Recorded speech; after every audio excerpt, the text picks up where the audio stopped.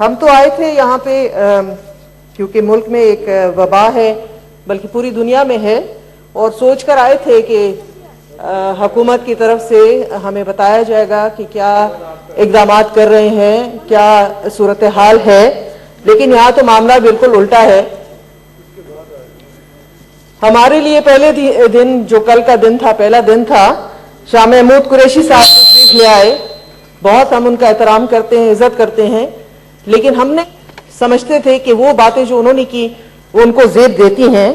ایک ان کا سیاسی قد ہے، ایک ان کی حیثیت ہے، اور بطور خارجہ وہ ملک کے لیے، ہم سب کے لیے قابل احترام ہیں، لیکن وہاں وہ ملک کے وزیر خارجہ کم اور پی ٹی آئی کے سپوکس پرسن زیادہ نظر آئے جو انہوں نے باتیں کی۔ اور on the floor of the house جس طریقے سے بات چیت کی گئی میرے لیے حیران کن تھی، اور یہ بھی کہا گیا کہ ہمارے ڈپٹی چیئرمین صاحب جو ہیں وہ نہیں چاہتے تھے کہ یہ اجلاس بلایا جائے اور انہوں نے اس کی مخالفت کی۔ دیکھیں چیئرمین صاحب، پاکستان پیپلز پارٹی ایک ذمہ دار جماعت ہے، ملک کی ایک بہت ذمہ دار جماعت ہے۔ اس کی ذمہ داری کا ثبوت ہم آپ کو یہ بھی ہے کہ جب یہ اجلاس بلایا گیا تو ہم سب نے، میرے جو کولیگز ہیں جو کراچی سے ہیں، جو باقی شہروں سے ہیں، جہاز پہ آنے سے پہلے ان سب نے اپنے ٹیسٹ کروائے، اس لیے کہ یہ پروٹوکول ہے، یہ ایس او پیز ہیں، اور ہمارے ڈپٹی چیئرمین صاحب بھی صرف یہ کہہ رہے تھے کہ ایس او پیز فالو کی جائے، ٹیسٹنگ کی جائے، تاکہ ہم خود بھی محفوظ رہیں اور دوسروں کو بھی محفوظ رکھیں۔ اس بات کو یہ رنگ دے دینا کہ یہ اس لیے کیا گیا کہ چیئرمین صاحب، ہمارے جو سلیم مانوی صاحب ہیں ڈپٹی چیئرمین ہیں، وہ نہیں چاہتے تھے کہ اجلاس بلایا جائے، تو ہوں کہ اتنا جھوٹ بندہ اتنا بولتا ہے جتنا کہ کسی کو ہضم ہو سکے۔ پھر ہم آ جاتے ہیں جی جو اس وقت کرونا کی صورتحال ہے، بڑا کنوینئنٹلی یہاں پہ بار بار کہا جاتا ہے کہ کیونکہ ان کو ایک سسٹم ملا، وہ اس میں کچھ بھی نہیں تھا، نہ اسپتالوں کے حالات ٹھیک تھے، چلے مان لیتے ہیں ایسا ہی تھا، لیکن خیبر پختونخوا کا کون جواب دے چیئرمین صاحب؟ وہاں تو ان کی بلا شرکت غیرے 7 سال سے یہ حکومت کر رہے ہیں وہاں پر، اور اس وقت کرونا سے جو سب سے زیادہ متاثر صوبہ ہے، جس کی سب سے بری صورتحال ہے، وہ خیبر پختونخوا ہے۔ خیبر پختونخوا میں بار بار یہاں پہلے بھی ایم ٹی آئی سسٹم کا ہم لوگ یہاں ڈسکس کر چکے ہیں۔ ان کے ایک کزن ہوتے ہیں ہمارے وزیر اعظم صاحب کے، ان کا نام ہے برکی صاحب، نوشہرواں برکی صاحب، وہ کل وہ تھے، اس کو جو آپ کہتے ہیں نا اختیار کل جو تھا ہیلتھ کا خیبر پختونخوا کا، وہ ان کے پاس تھا، بلکہ پورے پاکستان کا بھی۔ ابھی جو نیشنل ٹاسک فورس بنائی ہے وہ بھی اس کو ہیڈ کر رہے ہیں۔ پی ایم ڈی سی کو جو کچھ کیا وہ ہم یہاں ڈسکس کر چکے ہیں، میں اس کو ریپیٹ نہیں کروں گی۔ اس وقت وہ یہاں پہ نظر نہیں آ رہے، کیونکہ وہ خود بھی ایک پلمونالوجسٹ ہیں۔ Keep that in mind chairman صاحب کہ وہ خود اس جو مرض ہے کرونا کا، اس کے ایکسپرٹ ہیں۔ وہ پاکستان تشریف نہیں لائے۔ 7 سال جنہوں نے بیڑا غرق کیا پورے سسٹم کا، اب وہ نہیں ہیں۔ جس وقت جنگ ہے اس وقت جو سپہ سالار ہے، جو سو کال سپہ سالار تھا، سیلف ڈکلیئر سپہ سالار تھا، وہ اس وقت غائب ہے، پردے اسکرین پہ نہیں ہے، اسکائپ پہ نہیں چلتا چیئرمین صاحب، اسکائپ کے سارے اوپر جو ہیں ڈیسیجنز کیے جائیں وہ نہیں چلتے۔ اس وقت خیبر پختونخوا میں آپ کو میں صرف ایک اسپتال کی حالت بتاتی ہوں، that is the lady reading hospital. وہ ہمارے پشاور شہر کا سب سے بڑا اسپتال، بلکہ صوبے کا سب سے پرانا اور بڑا اسپتال ہے۔ وہاں 100 سے زیادہ ڈاکٹرز انفیکٹڈ ہیں، اور کیوں انفیکٹڈ ہیں؟ وہ گورنمنٹ کی نیگلیجنس کی وجہ سے انفیکٹڈ ہیں۔ ڈاکٹرز مارے کھاتے رہے روڈز پہ آ کر، صرف اس لیے کہ وہ مانگ رہے تھے پی پی ایز، ان کو وہ پی پی ایز مہیا نہیں کی گئی۔ اور ظلم یہ ہوا کہ جب ہماری وہاں گائنی کا جو سیکشن ہے خیبر پختونخوا کے لیڈی ریڈنگ ہسپتال کا، جہاں وہاں 1-2 لیڈی ڈاکٹرز انفیکٹڈ ہوئیں، تو ڈاکٹرز نے کہا کہ جو باقی ڈاکٹرز ہیں ان کی ٹیسٹنگ کر دیں. پی پی ایز تو چلیں دور کی بات ہے, وہ ٹیسٹنگ بھی ان کی نہیں کی گئی, ان کو مجبور کیا گیا کہ وہ ڈیوٹی پر جائیں, اور اگر نہیں جائیں گے, یہ نوٹیفیکیشنز ہیں کہ وہ نہیں جائیں گے تو ان کو ٹرمینیٹ کر دیا جائے گا. نتیجہ کیا ہوا؟ اس وقت وہاں 100 سے زیادہ ڈاکٹرز انفیکٹڈ ہیں. لیڈی ریڈنگ کی جو گائنی کا جو پورا یونٹ ہے وہ بند کر دیا گیا ہے. اگر پشاور سٹی کے اندر کسی بچے کی ولادت ہونی ہے تو وہاں کوئی سرکاری اسپتال اس وقت موجود نہیں ہے, کیونکہ وہاں کا جو مولوی جی ہسپتال ہے وہ پہلے ہی بند ہو چکا ہے اسی انفیکشن کی وجہ سے. تو کیا حکمت عملی اور کون سی تیاری اور کون سی میٹنگز کرتے رہتے ہیں یہ لوگ سارا دن, جس میں یہ مصروف ہوتے ہیں.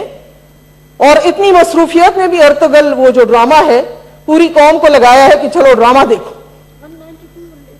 آپ مجھے بتائیں چیئرمین صاحب, ہمارے پاس تو ٹائم اتنا نہیں ہے کہ ہم 90 ایپیسوڈز دیکھیں.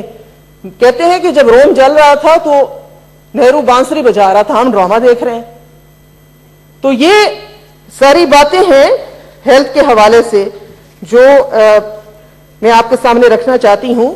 اور اس کے بعد میں جو میری سجیشنز ہیں وہ یہ ہیں کہ ہمارے فرنٹ لائن جو ورکرز ہیں, ہم کہہ رہے ہیں کہ ہم کرونا کے خلاف جنگ کر رہے ہیں. بار بار ٹی وی پہ آتا ہے کہ کرونا سے ڈرنا نہیں ہے, لڑنا ہے. لیکن لڑنے کے لیے بھی چیئرمین صاحب ہتھیار چاہیے ہوتے ہیں. آپ بیٹھ کے پتھروں سے اور کیا کہتے ہیں اینٹوں سے نہیں لڑنا ہے. ہمیں لڑنے کے لیے اس وقت جو فرنٹ لائن پہ لوگ ہیں, جس طرح ہمارے ڈاکٹرز ہیں, ہمارے پولیس کے لوگ ہیں, ہمارے اور سول جو ادارے ہیں وہ اس وقت انفیکٹڈ ہوئے, ہمارے فوجی, ہمارے ڈاکٹرز, ان کو ہمیں پروٹیکٹ کرنا ہے. اس کے لیے حکومت کی کیا حکمت عملی ہے, اس کے لیے کیا تیاری کی گئی ہے؟ آپ کہہ رہے ہیں نا کہ مثبت باتیں پوچھیں, اچھی باتیں پوچھیں, تو ہم اچھی باتیں پوچھ رہے ہیں. ان ڈاکٹرز کے لیے ایک ان انٹرپٹڈ سپلائی ہے یا نہیں ہے؟ ابھی میں ایک نوٹیفیکیشن ہے, مجھے ڈاکٹر نے بھیجا ہے, وہ بھی لیڈی ریڈنگ سے, کہ ان کو کہا گیا ہے کہ آپ کو جو ہم دیں گے یہ فیس پروٹیکشن کے لیے جو شیلڈ پہنی جاتی ہے اور جو گوگلز ہیں, وہ آپ ڈیوٹی ختم کریں گے تو وہ اتار کے چھوڑ کے جائیں گے, کیونکہ ہم ان کو ڈس انفیکٹ کریں گے اور وہ اگلا ڈاکٹر استعمال کرے گا.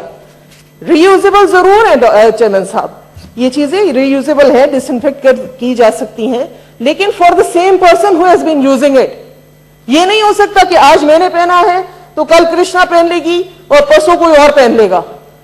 یہ جو طریقہ کار ہے یہ اور مزید ڈیزاسٹرز کی طرف جا رہے ہیں. اور اس کے اوپر بھی بس نہیں ہے چیئرمین صاحب, ساتھ میں یہ بھی کہا گیا ہے کہ اگر وہ ڈیمیج ہو جاتی ہے اور یا کہیں گم جاتی ہے تو آپ کو 2000 روپے جرمانہ دینا پڑے گا. یہ ان کی تیاری ہے. یہ جو ہے اس کے اوپر یہ میٹنگز کرتے ہیں. اس کی ٹوٹل کاسٹ, کیونکہ ہم نے خود ڈاکٹرز کے لیے سیلف ہیلپ بیسز کے لیے یہ چیزیں جو ہیں پروکیور کی ہیں اور جہاں جہاں پہنچا سکتے تھے پہنچائی ہیں.